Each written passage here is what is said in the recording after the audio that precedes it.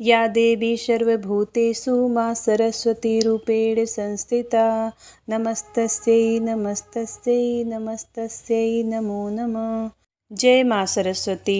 जो कुंद के फूल, चंद्रमा और बर्फ के हार के समान श्वेत हैं, जो श्वेत वस्त्र पहनती हैं, जो हाथों में बीड़ा धारण करती हैं और श्वेत कमलों के आसन पर विराजमान हैं, ब्रह्मा विष्णु महेश आदि देवता जिनकी सदा स्तुति करते हैं, जो हर प्रकार की जड़ता हर लेती हैं, वह सरस्वती हम सबों का उद्धार करे। जय सरस्वती माँ। बसंत पंचमी के दिन बसंत ऋतु का प्रारंभ होता है, इसलिए माघ माह की पंचमी तिथि को बसंत पंचमी कहा जाता है। इस दिन माँ सरस्वती का अवतरण दिवस भी मनाया जाता है। अंग्रेजी कैलेंडर के अनुसार इस बार बसंत पंचमी 14 फरवरी 2024 दिन बुधवार को है।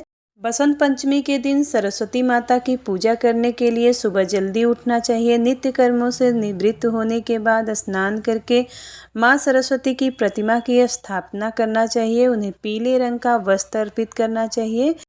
वस्त्र अर्पित करने के बाद हल्दी, चंदन, रोली, पीले फूल, पीली मिठाई, अक्षत और केसर अर्पित कीजिए।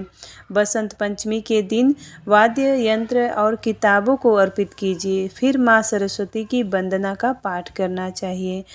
बसंत पंचमी के दिन माँ सरस्वती को बूंदी, बेसन के लड्डू, केसर, भात, पीले चावल, मालपुआ, मौसमी फलों का भोग लगाना चाहिए। उसके बाद माता सरस्वती की कथा को पढ़ना या सुनना चाहिए। अंत में आरती करना चाहिए।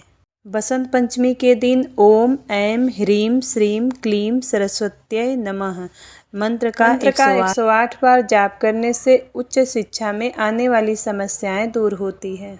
एकाग्रता बढ़ाने के लिए बसंत पंचमी के दिन किताब में मोर पंख रखना चाहिए। इससे माना जाता है कि माता सरस्वती की कृपा हमेशा बनी रहती है। अब सुनते हैं माँ सरस्वती की पौराणिक कथा। पौराणिक कथा के अनुसार एक बार की बात है, सुकेता नाम का एक राजा रहता था। वह एक अच्छा इंसान और धर्म का अनुयायी था। उसने धर्म के नियमों के अनुसार राज्य पर शासन किया। राजा अपने राज्य के नागरिकों की बहुत अच्छी देखभाल करता था। उसकी सुवेदी नाम की एक बहुत ही सुंदर पत्नी थी। एक बार सुकेता के राज्य में आक्रमण हुआ और सुकेता को अपने शत्रुओं से युद्ध करने को विवश होना पड़ा। दुश्मन मजबूत थे और सुकेता अपनी रक्षा करने में सक्षम नहीं था और अपनी जान बचाने के लिए युद्ध के मैदान में भाग गया। उसके साथ उसकी पत्नी भी भाग गई। वे दोनों अपनी जान बचाकर भाग गए और समय रहते एक जंगल में पहुंच गए। जब वे जंगल में पहुंचे तो वे थक चुके थे और भूखे थे। उन्हें जो कुछ भी मिला वे उसे खाकर रहे थे, लेकिन फिर भी उनकी भूख शांत नहीं हो रही थी, क्योंकि उनको जो कुछ भी खाने को मिला था वह काफ़ी कम था। भूख ने अपना असर दिखाना शुरू कर दिया था और राजा एक समय चल भी नहीं पा रहा था। राजा नीचे गिर गया और रानी अपनी जांघ को राजा के लिए तकिए के रूप में बनाकर उसे शांत करने की कोशिश कर रही थी।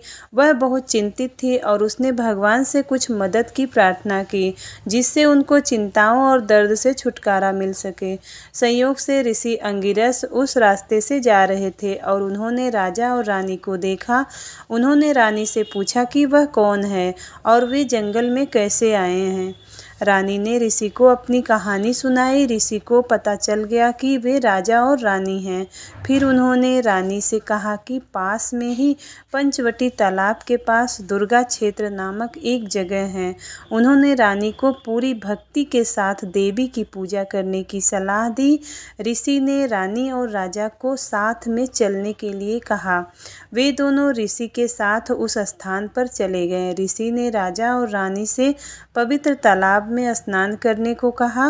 राजा और रानी स्नान करके लौटे। ऋषि ने उन्हें देवी दुर्गा और सरस्वती की पूजा करवाई। उन्होंने उनसे षोडशोपचार पूजा करवाई, जो 16 विभिन्न प्रकार की पूजा या सेवा करके देवी को प्रसन्न करती हैं।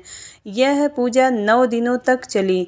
10वें दिन एक यज्ञ किया गया और ऋषि अंगिरस द्वारा निर्देशित राजा और रानी द्वारा 10 प्रकार के दान किए गए।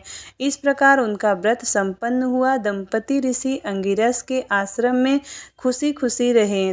की कृपा से उन्हें पुत्र की प्राप्ति हुई। लड़के का नाम सूर्य प्रताप रखा गया। बालक आश्रम में पला बढ़ा और युद्ध सहित सभी प्रकार की शिक्षा प्राप्त की। वह बड़ा होकर एक महान तलवारबाज बना, उसे कोई डर नहीं था।